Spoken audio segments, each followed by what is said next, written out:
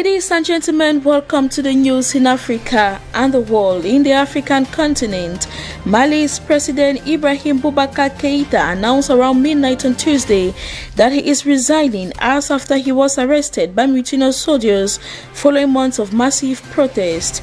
In a televised address, he said he was also dissolving the government and parliament, adding in quote, "I want no blood to be spilled to keep me in power," end of quote. Keïta and Prime Minister Boubou Cissé were earlier detained by soldiers in a dramatic escalation near the capital Bamako, drawing international condemnation. The event came amid a week-long political tension that has seen opposition protesters taking to the streets to demand the departure of the head of state, accusing him of allowing the country's economy to collapse and misleading a worsening security situation. In an announcement, the Economic Community of West African States, ECOWAS, said that neighboring countries of the regional states are closing its borders and will impose sanctions as the crisis continues. Development of this news item in a subsequent edition. In Burkina Faso, declared presidential candidates have signed an agreement in Ouagadougou to form a common front against President Roch Marc Christian Kabore. According to terms of the agreement, the other candidates will support one who will be in the second round of the election. 9 declared candidates and 23 political parties, all from the opposition, have already signed the political agreement. The objective is to prevent the current president from winning the November presidential election.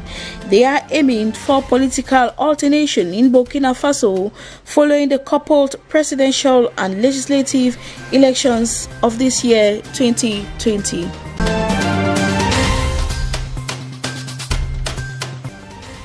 Following recent crisis in Ethiopia as a result of the killing of ethnic Oromo activists, the Prime Minister Abiy Ahmed has proceeded to reshuffle the government.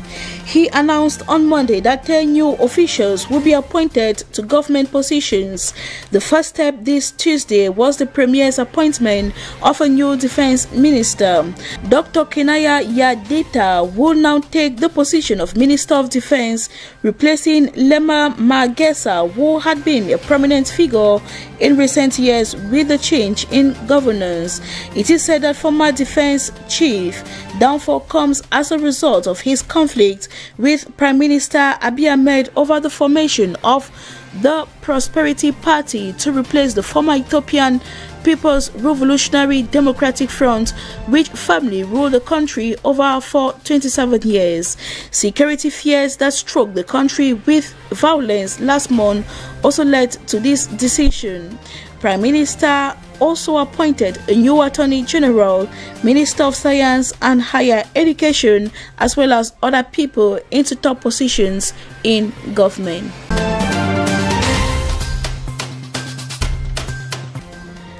The captain of the ship that spilled hundreds of tons of oil off the coast of Mauritius has been arrested. Sunil Kumar Nandeshwar, a 58-year-old Indian man, was charged with endangering safe navigation. The MV Wakashio struck a coral reef, Point Desni, on July 25 and began spilling oil on August 6, prompting the government to announce a state of environmental emergency. The accused made an appearance in the district court in the capital, Port-Louis, to hear the charges. He will be detained in a police cell until he returns to court on August 25. According to added police source, crew members under investigation informed them that there had been a birthday party on the ship the day it ran aground. The ship split into two over the weekend and the bow of the ship is being towed away from the reef.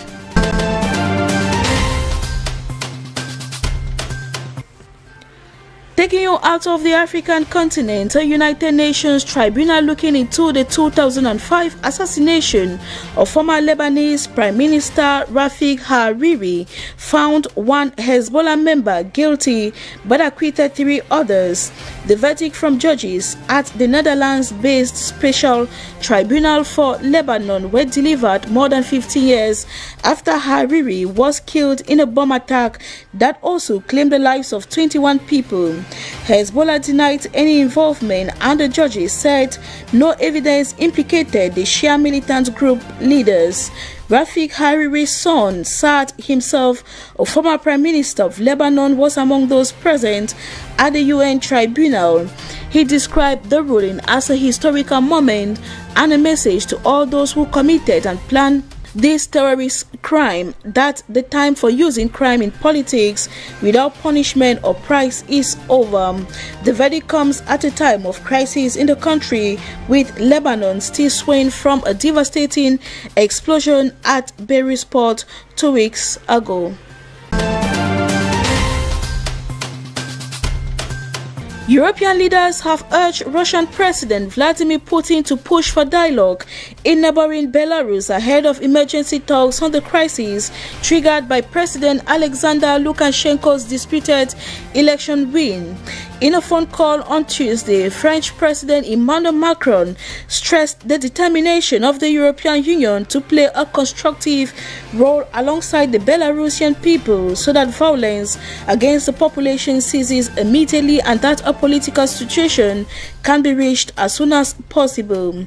The German Chancellor Angela Merkel also spoke with the Russian leader, whose country has closed economic and military ties with its neighbor. The flurry of calls comes ahead of an emergency video summit of EU leaders this Wednesday to discuss about Belarus. More of this in our subsequent edition, so stay tuned.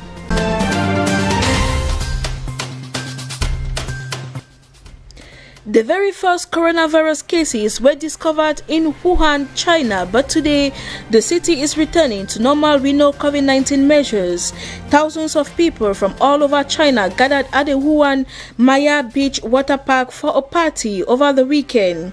The party-goers celebrated while standing shoulder to shoulder in the water and others floating in inflatable inner tubes.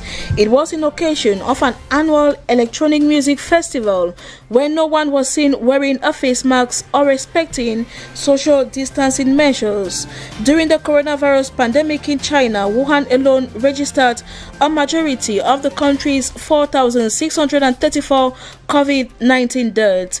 The city also experienced one of the world's most severe lockdowns, which ended in April, lasting for 76 days. However, after successfully tackling infections, life has returned to normal for China, while the rest of the world continues to battle with the pandemic.